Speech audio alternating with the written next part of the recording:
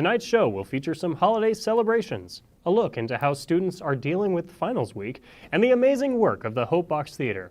I'm Matt Harris. And I'm Jace Campbell. And this is Wildcat News.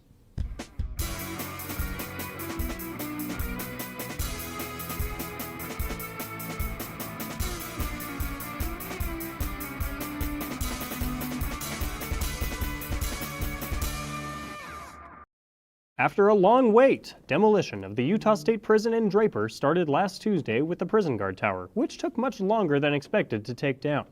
The work is still ongoing and will take place over the next several months.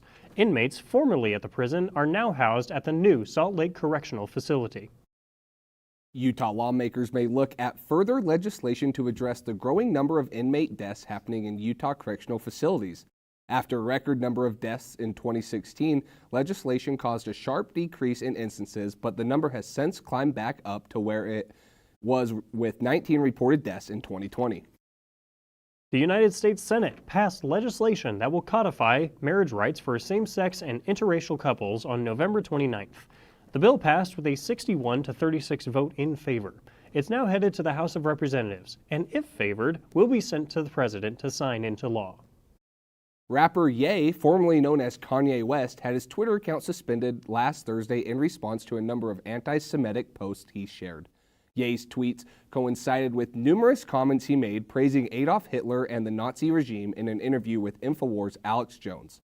This coincides with a long period of organizational strife on the social media platform spurred by new owner Elon Musk, who recently began reinstating previously suspended or deactivated accounts for violating community standards.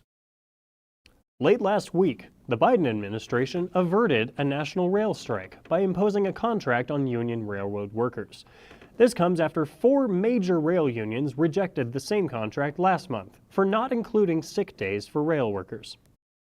The Chinese government has begun to lower their COVID-19 restrictions following days of mass protests. The rare protesting is aimed at the strictness of COVID-19 restrictions in Beijing, Guangzhou, and other major cities across China. Well, as the year comes to an end and the effects of COVID still linger, there are some locals trying to help out those in their community. Let's take it to Garrett Lee for more details. Thank you. I'm right outside the Hope Box Theater here in Kaysville, Utah, where a special donation is being passed around this holiday season. Let's take a look. The Hope Box Theater was created by founder and 4-time cancer survivor Jan Williams, who created the theater as a form of escape from medical treatments and the world. From the dates of December 9th to the 23rd, the Hope Box Theater will be premiering their rendition of Little Woman. Jan Williams was unfortunately unable to sit down for an interview, but she was able to send a message about the mission statement. We may be small, but our mission is great, and we are making a positive impact one life at a time. I feel so blessed to be helping families in our community find hope during one of the hardest times in their life. This month's Wall of Hope recipient is Kylie Terry. Kylie was diagnosed with APL-type leukemia in late May of 2022. A former Weber State student, Kylie lives in Ogden, Utah with her husband of 2 years, Jacob, along with her puppies Moose and Cleo.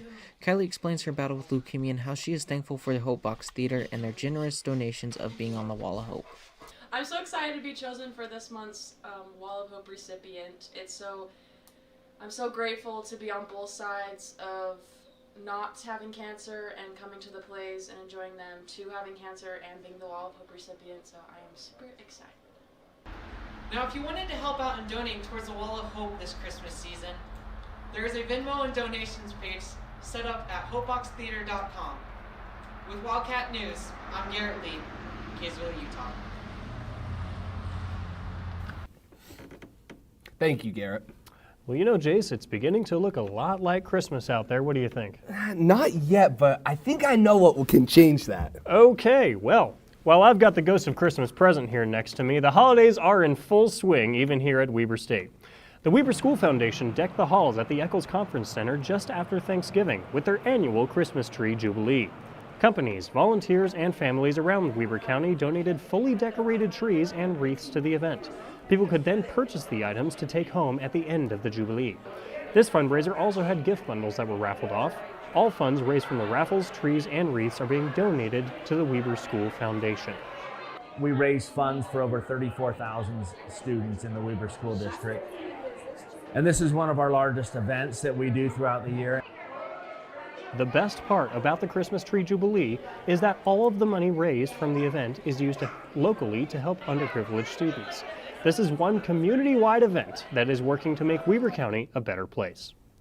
There seems to be Christmas cheer all around the county. Did you guys end up decorating your house yet? You know what? I think we're just doing the tree this year because of finals week, but how do you like a black and silver Christmas tree? That's what my wife does every year. Sounds pretty fantastic. We haven't gotten our tree up, but we did do our Christmas lights. Then I drove past Roy City, and let me tell you, now my house looks like child's play. Oh yeah. So, Roy recently lit up its annual holiday light display at Memorial Park behind the fire station. The traditional display contains roughly 1 million LED lights, and boy does it look fantastic. Looks like they have lights on everything here. Yeah. Every tree's lit up, and then all the teddy bears. And so the lights move, like that snowman is waving. Some of them are blue and some of them are orange. He likes the colors. Yeah. They're nice. They're nice and pretty. And every 30 minutes, viewers parked in their cars can tune into 90.7 FM to hear Christmas music playing, and the entire display comes to life.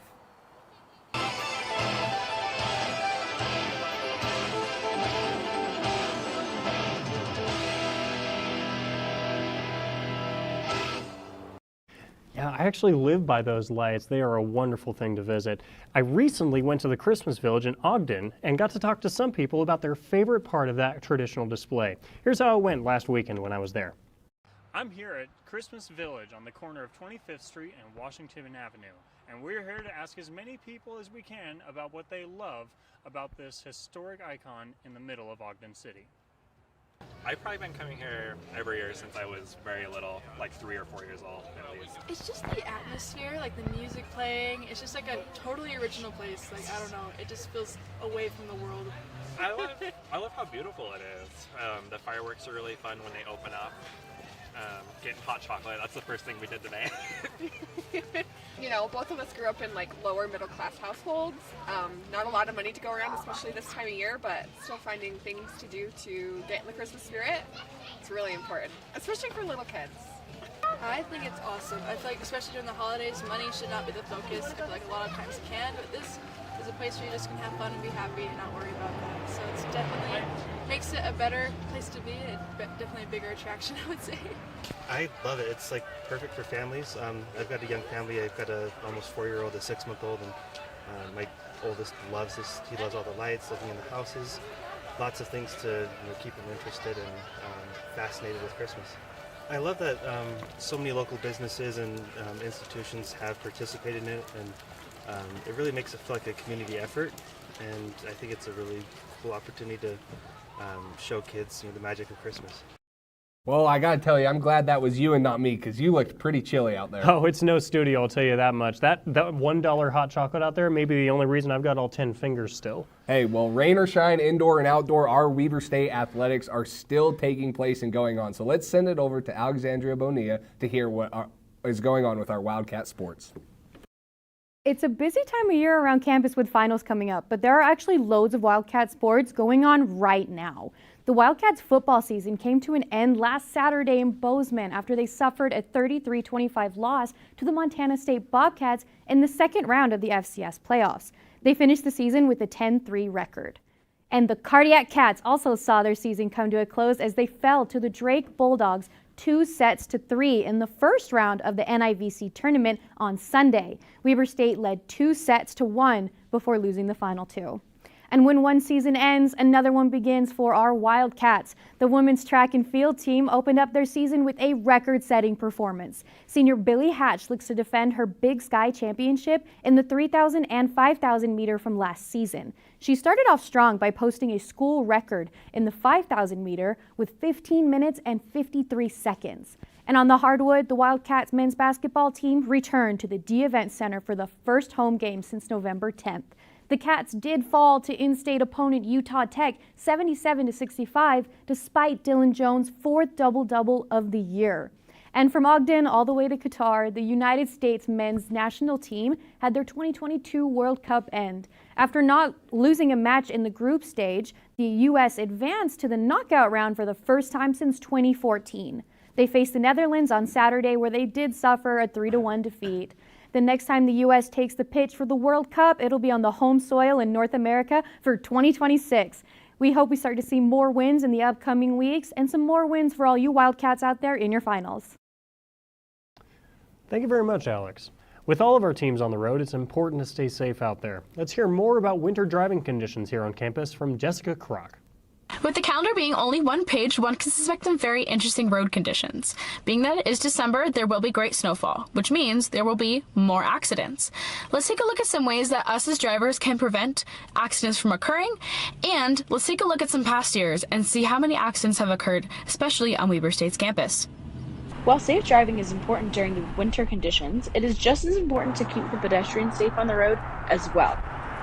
I think just in general, pedestrians on campus, because we've seen actually a pretty big uptake and folks not paying attention to crosswalks. So we've actually increased our traffic control around all of our crosswalks, so a lot more traffic stops on campus you'll see.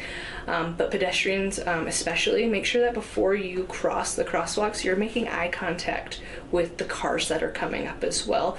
It is just as much the person driving the vehicle's job to be aware of the folks that are crossing as much as it is the pedestrian. Sitting down with the lieutenant, we came to the conclusion that the accidents reported on campus don't correlate with the weather. However, according to the NHTSA, 17% of all vehicle crashes occur during the winter conditions. Definitely have all-wheel drive or four-wheel drive, snow tires or chains, and know how to control a fishtail and what to do when you're sliding. With that being said, let's talk about some ways that us as drivers can prevent accidents from occurring. Now, if you have a car that allows snow tires, make sure to put them on as soon as possible, especially when the roads are icy. And let's keep a 10 to 12 feet distance away from the next car, especially when you're driving in snowy conditions. Make sure to watch out for black ice, and if your car allows it, four-wheel drive is greatly appreciated, especially in those snowy moments. Now, those are probably just some amateur ways that you can stay safe, especially during the winter, but I suggest that you take these into consideration. This has been Jessica Kroc, Wildcat News. Well, if you love skiing, Nordic Valley and Eden opened their runs for the season. The resort only has one lift and one run open as of now, but this is the earliest opening it has ever had. Nordic Valley is the second of 3 ski resorts in Weber County to open up this season, with Powder Mountain scheduled to open on December 8th. Did you know that you can rent skis and snowboards right here on campus? The Outdoor Rec program has all of your winter sporting needs all season long. Hey, I might even have to go skiing. Here at the Outdoor program, we have the rental center where we rent all kinds of equipment. So right now we're in winter mode, so we've got skis, snowboards, cross-country skis, backcountry equipment, and all of this equipment is open for students and the general public. Students do get a 30% discount. We also found out that all of the sales and proceeds go directly back to the Outdoor Rec program to fund equipment and pay student employees. Needless to say, our technical director, Jess, did not leave empty-handed. She ended up renting a snowboard for the entire season for less than $100. So, I assume that's the last we'll see of her. Yeah, well, while you guys are out skiing, I'm going to be getting myself some good grub. A famous fast food chain is coming to northern Utah. Jack in the Box plans to open 5 new locations along the Wasatch Front, 2 in Layton, 2 in Logan, and 1 more on the corner of 4800 South and Harrison Boulevard, just a couple of miles away from Weber State University. The chain currently has 3 locations in Utah, all of them located in the St. George area. Students, finals are coming up. Jace and I are obviously going to be stress-eating Jack in the Box, but there is another option to handle your stress right here on campus. Any student that feels stressed or overwhelmed by finals should join us at the Stress Relief Star Show coming up on December 13th and 14th at 12:30 p.m. in our very own planetarium. The Weber State Ott Planetarium is a full dome digital theater available to all who want to relax and watch one of Weber State's award-winning scientific star shows. The theater has a variety of content to its viewers show about all the wonders of space. So I would like people to come to the open hours, and I wish that the students, I want those students to know about the open hours for the planetarium, because it's just a service we provide. It doesn't cost them anything, and it's a place to hang out between classes and watch a show and just relax a little bit. But also we teach our astronomy classes in there, and so when I teach my astronomy class, we use the planetarium for activities, and we use the planetarium to demonstrate astronomy concepts, and it's a pretty cool resource to have on campus. The students who work in the planetarium are more than happy to show people what the planetarium is all about. They accept all students and even visiting schools and youth groups when they reserve a tour online. My favorite thing about the planetarium is probably the opportunity to get to talk to people about the thing I love most in the world. I'm an astrophysics major, so getting to talk to people about, all the different parts of space that I love is absolutely my favorite part of working here. It's so invigorating to see people learn new things and see their faces light up when something clicks, or just to see the wonder on the faces of kids, at star parties or when they're looking at the dome. It's just such a fun experience. All are welcome to attend. The planetarium is located on the second floor of Lynn Lecture Hall. Thank you everyone for watching. That wraps it up for us here in the studio. Yeah, it's crazy that we're done with this semester, but let's shout out all of the Weber State graduates, especially you and Garrett on our team, so congrats for that. Tune in again next fall for more news by Wildcats for Wildcats. Happy holidays. And good night.